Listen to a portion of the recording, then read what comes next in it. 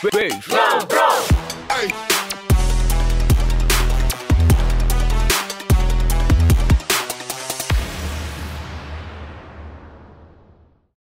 seperti Bapak Ibu waktu kerja, kalau ada acara-acara seminar seperti itu,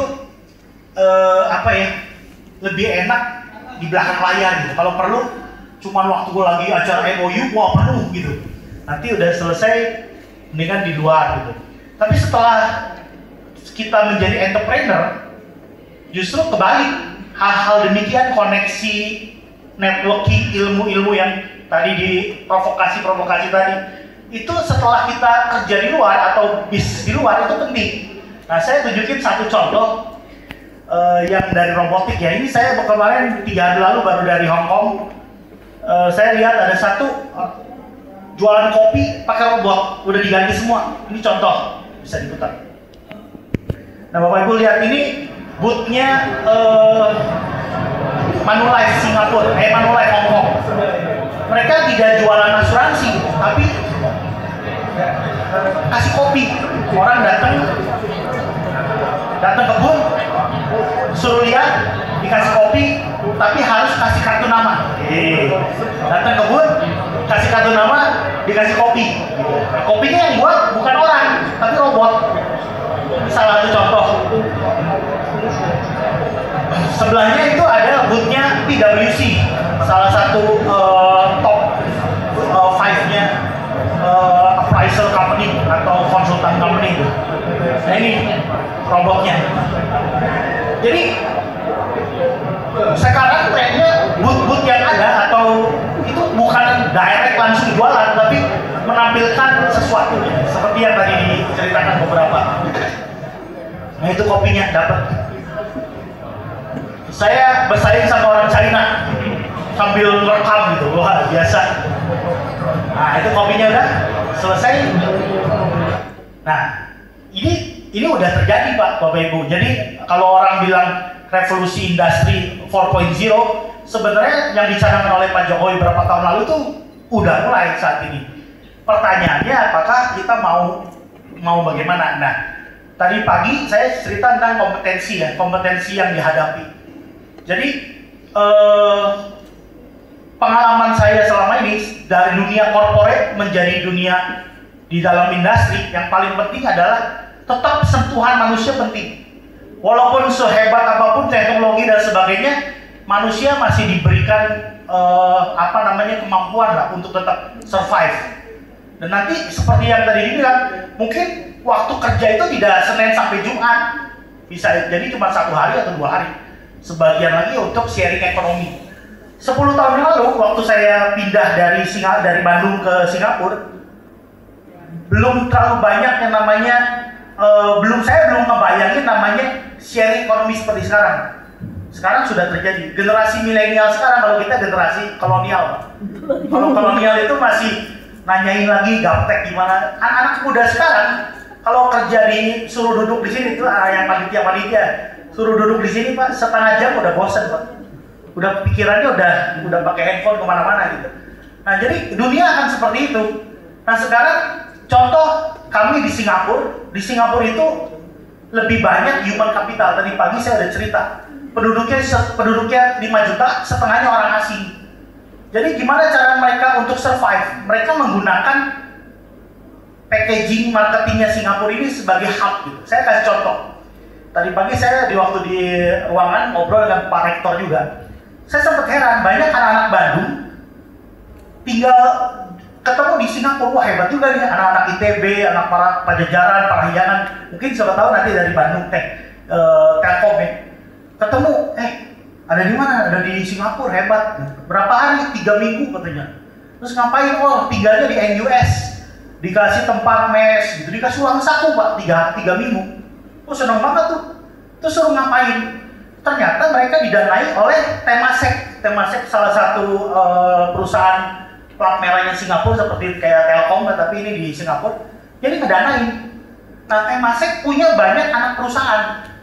Tadi yang dibilang, mereka juga menggunakan riset untuk memperbaiki sistem mereka. Tapi sebagai pembandingnya ngambil dari luar. Nah, anak-anak Bandung ini seneng dong dikasih nginep 3 minggu, uang saku, makan, tidur, dikasih problem oleh si Temasek. Terus dibayarin. Temasek paling 3 minggu keluarin duit berapa?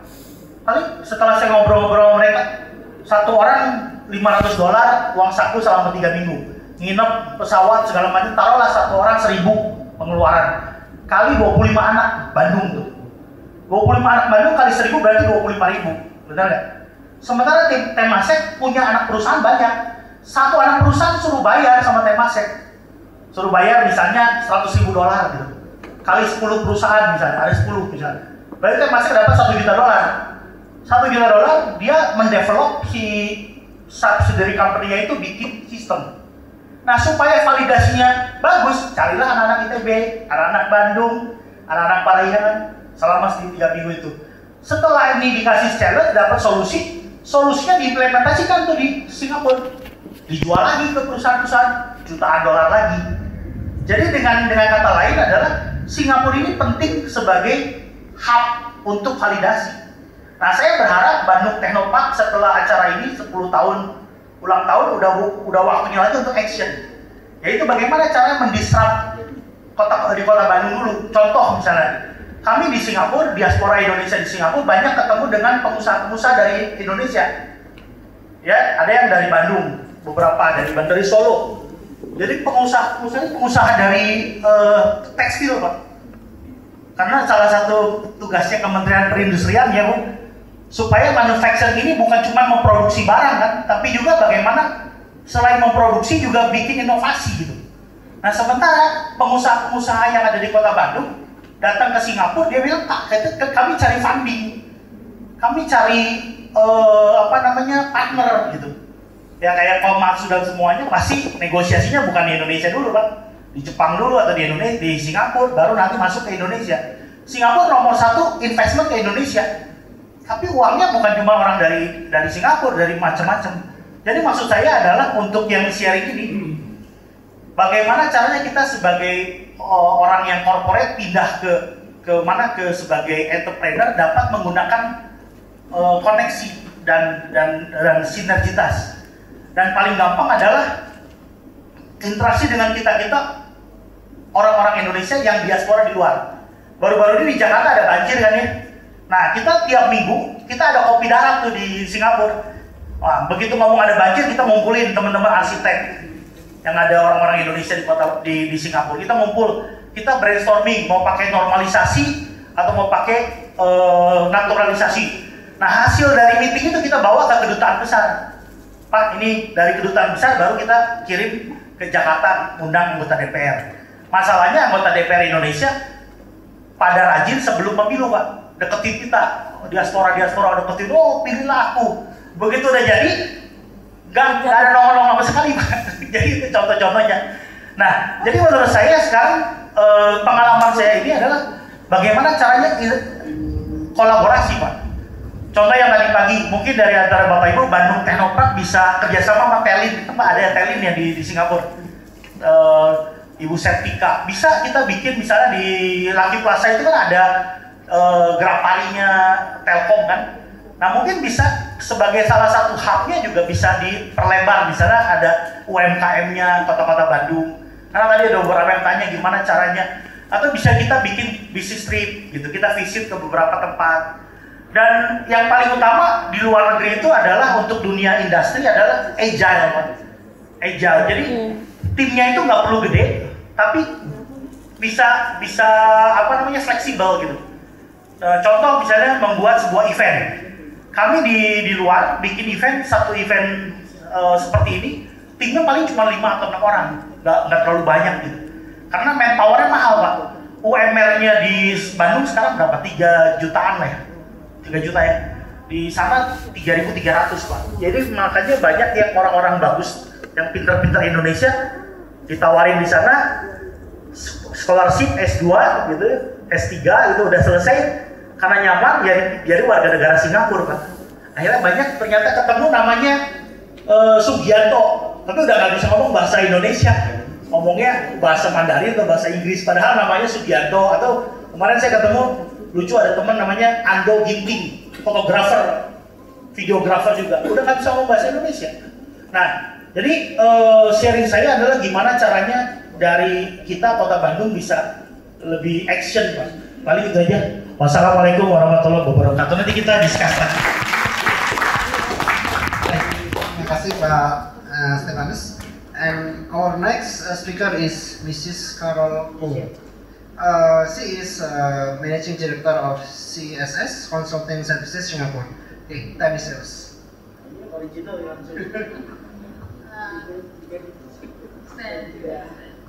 Selamat pagi.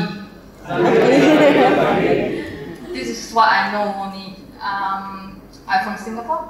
Okay, and I didn't prepare any slide because I was just told to come and share. So I just share about my experience and the company and some my thoughts. Okay, I actually have about 30 years experience in finance and specialize in the compliance, international standards, system implementations, as well as setting up companies. The countries that because I'm a regional financial controller, so I work with many countries. Countries like Indonesia, Malaysia, Thailand, Philippines, Hong Kong, China, even include the USA. So after I work for so many years, I decided to venture out into my own consulting company.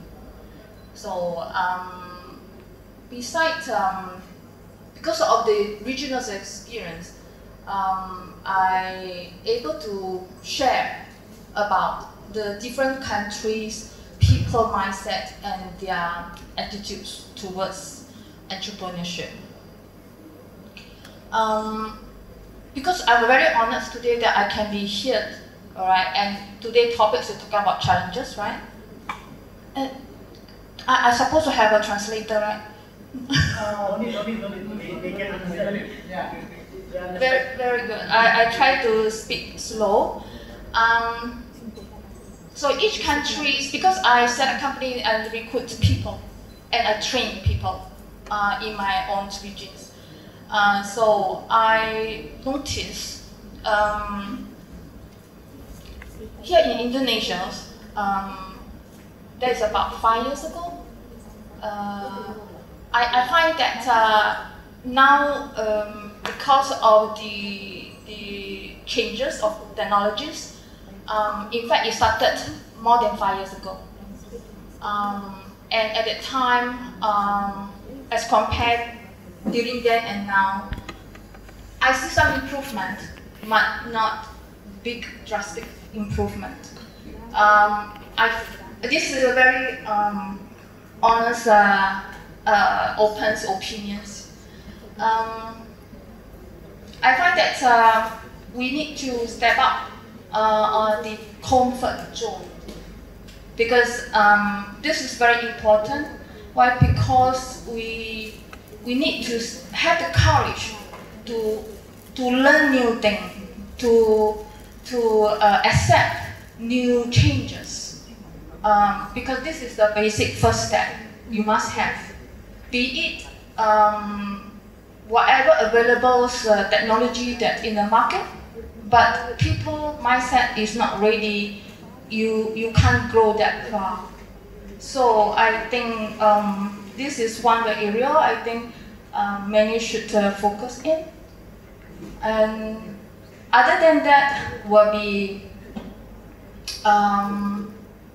have the drive to move yourself into the next level. The motivations, because you can see people or the neighbor country are moving very fast. I was just came back from Guangzhou, attending a family company, and they having 20,000 business partner into this Cetidorum, and the focus in that 3 days training is talk about global venture. They are in the market domestics for 27 years already.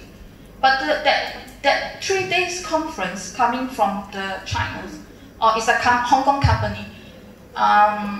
The missions given or the message given to these 20,000 people is to get up from your domestic market and go into international. They are all talk about how for these 5 years go into e-commerce. Okay, so these people are coming from different provinces in China, and they are not in city. Talking about some of the suburban city. So you can imagine, people are prepared already to march out. Here in Indonesia, I find must have the drive, the purpose, the hungry that you must able to see what is going on around us. And in order to catch up, it's very important to realize this is the situation now. And it cannot allow you to step back and relax and think. The message is you have to step forward to capture and to learn new things and move on. So I think that is very important message for me. So I have come back to my my adventures. So I started my consulting. So I do training, I do marketing, and 3 years I ventured into another region that is in property investment. Now, this is in USA, and it is not. We actually go into auction, not from the bank. Foreclosed or distressed property, we are saying.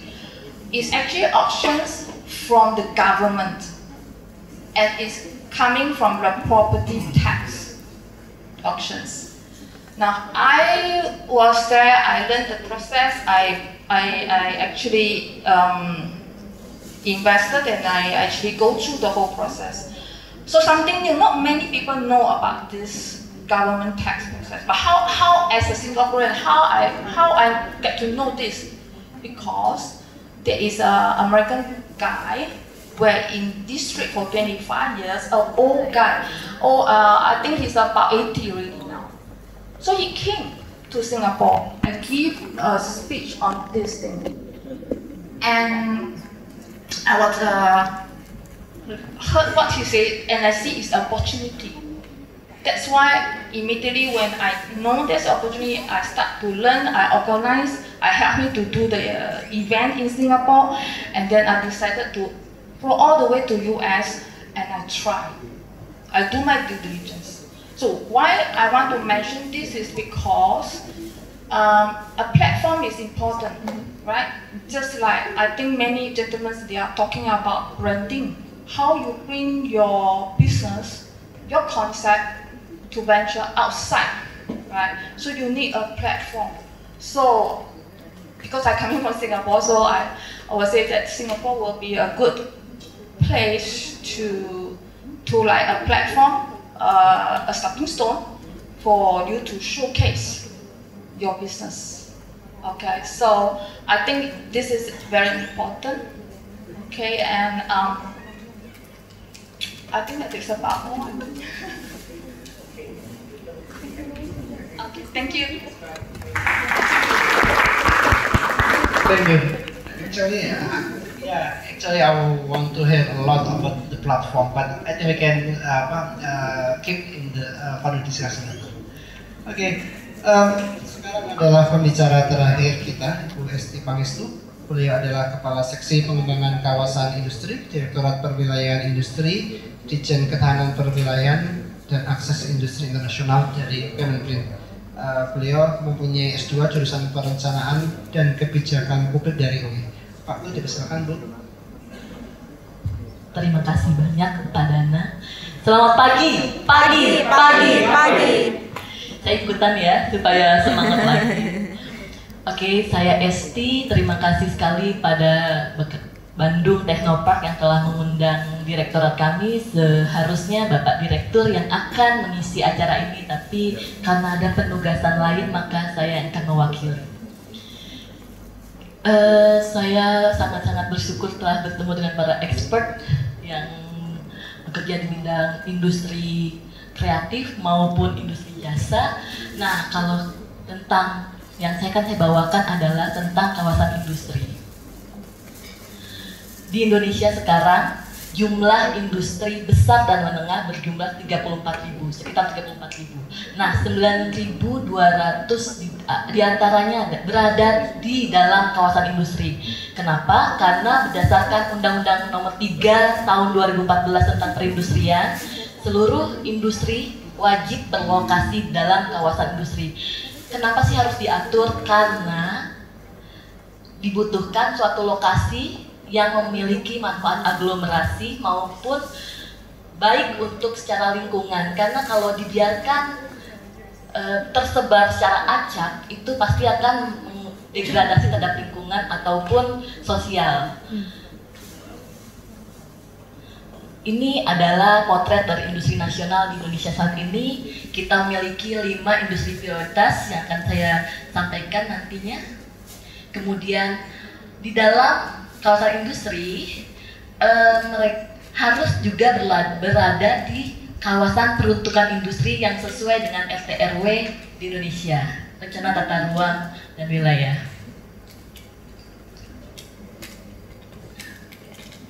Di dalam kawasan industri harus bersifat lengkap, mulai dari utility sampai dengan perizinan maupun secara logistik. Jadi nantinya kawasan industri tidak lagi berupa hanya sewa atau menyewa lahan ataupun jual. Jadi tiap kawasan industri harus wajib mampu menyediakan sarana-prasarana bagi para industri. Dan melalui OSS kita punya undang-undang baru berdasarkan peraturan pemerintah nomor 24 tahun 2018 tentang penyederhanaan perizinan, maka beberapa perizinan dilakukan di dalam kawasan. Jadi nantinya para investor datang membawa kopernya lalu disambut di dalam KI untuk langsung membuat atau membangun infrastruktur pabriknya. Nah, di Indonesia sempat mengalami 3 generasi kawasan industri. Yang pertama tahun 70-an itu diawali dengan pemerintah yang menginisiasi, lalu generasi kedua itu yang sekarang ini banyak terkenal seperti Jababeka. Di Jawa Barat sangat mendominasi, yaitu sekitar lebih dari 50%. Tapi untuk total seluruh Pulau Jawa ada 64% kawasan berlokasi di dalam Pulau Jawa. Selebihnya mulai merata di luar-luar Jawa. Dan yang ketiga ini yang kita memang kawasan industri untuk tempat banyakkan untuk industri menengah dan besar, tapi kita juga membutuhkan industri terkait dengan informasi seperti digital. Nah, ini nantinya industri itu akan menuju ke automation, Internet of Things, dan juga industri industrial service. Ini 5 industri prioritas dan terbesar yang ada di Indonesia. Ada industri food dan beverage, also ada chemical, ada otomotif, ada tekstil, dan ada elektronika. Sebenarnya apa sih permasalahan kawasan industri? Ada 5. Yang pertama yaitu tentang tata ruang, kedua perizinan, yang ketiga infrastruktur di dalam kawasan, yang keempat infrastruktur di luar kawasan, dan yang kelima adalah tenan. Nah, yang 3 terakhir itu dapat dijawab dengan cara kerjasama dengan swasta. Itulah yang kita butuhkan. Oleh karena itu kami bekerjasama dengan Bandung Technopark untuk membangun sistem ini adalah perkembangan kawasan. Nah, kita sedang membangun digitalisasi kawasan industri. Nanti bentuknya bisa diakses melalui handphone sehingga calon investor dapat melihat potensi investasi dalam kawasan. Baik mau membantu membangun, baik kerjasama membangun infrastruktur ataupun untuk masuk ke dalam kawasan tersebut. Di dalam detail kawasan industri akan terisi seperti ini, ada mulai dari ketersediaan lahan, nanti ada tenaga kerja maupun fokus industri yang dimiliki oleh kawasan tersebut. Saat ini Bandung Technopark sedang membuat geoportal untuk kami untuk nantinya akan diinformasikan atau diperlihatkan di acara Hannover Messe yang akan dilaksanakan tahun ini bulan April. Nanti akan ada kategori yang akan disampaikan seperti Future Hub, Engineer dan Logistik, also energi dan digital ecosystem.